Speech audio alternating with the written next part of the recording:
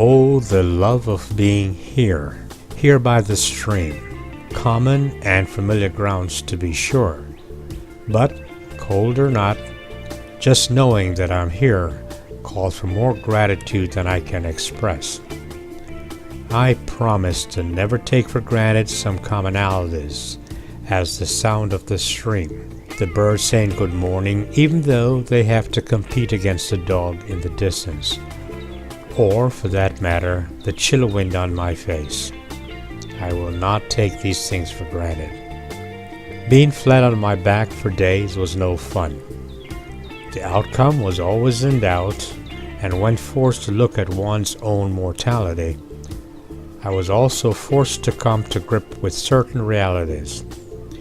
What is truly important? I know for a fact that I'm not in search of a relationship. As I said before, I have neither the time, energy, diplomacy, deceptive will, or the money to pursue such a theater. I do, however, believe in the pursuit of friendship. And, even though it is elusive and extremely hard to define, much less to find, one is made to believe that such a pursuit is worth it. Companionship is also very important. It requires a degree of maturity, a good sense of integrity, and a measure of honesty that is almost impossible to find. Happiness to me is more clearly appreciated and is less complicated. For example, a warm, comfortable bed makes for a very happy face.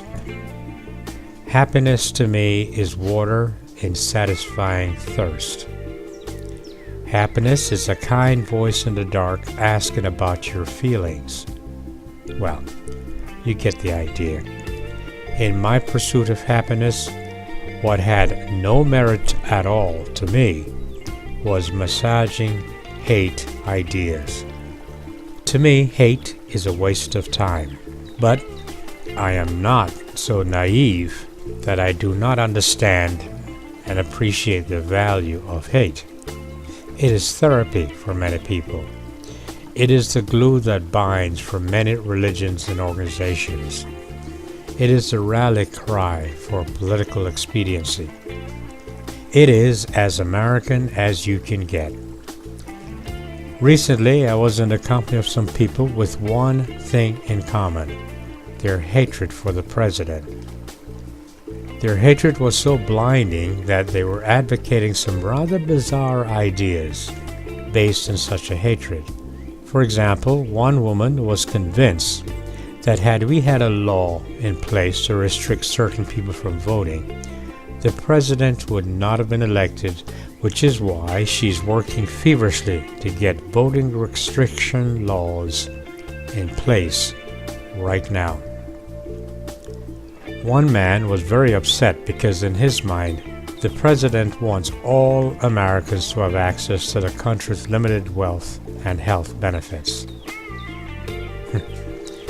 When I asked about my passion, liberty, and justice for all Americans, I was told that some people had simply not earned the right to liberty and justice. These arguments from the party of Lincoln reminds me of an argument I heard on a TV show once, whereby a caller thought the president was unpatriotic because he wanted to cut defense spending. The caller suggested that cutting education instead would have made more sense, since most public school students are going to end up being on welfare anyway. That's quite a stretch, wouldn't you say? Let's face it, hate is the dues we pay to belong, to gain entrance into the club of like-minded thinkers. The trick is in making the irrational seems reasonable. Even on a personal level, harboring grudges, sticking needles into X's, celebrating the ugly perceptions, clinging to old fights and arguments, and flying the many flags of hate gives one comfort and the needed excuses to keep the hate mask on your face forever. Not to worry, misery loves company, and finding others just like yourself is all part of the game. As for me, I do my best to look at policies rather than make it impersonal. I recognize that I am limited as to what I know for a fact, so I'm unable to mount arguments, pro or con, based on limited data.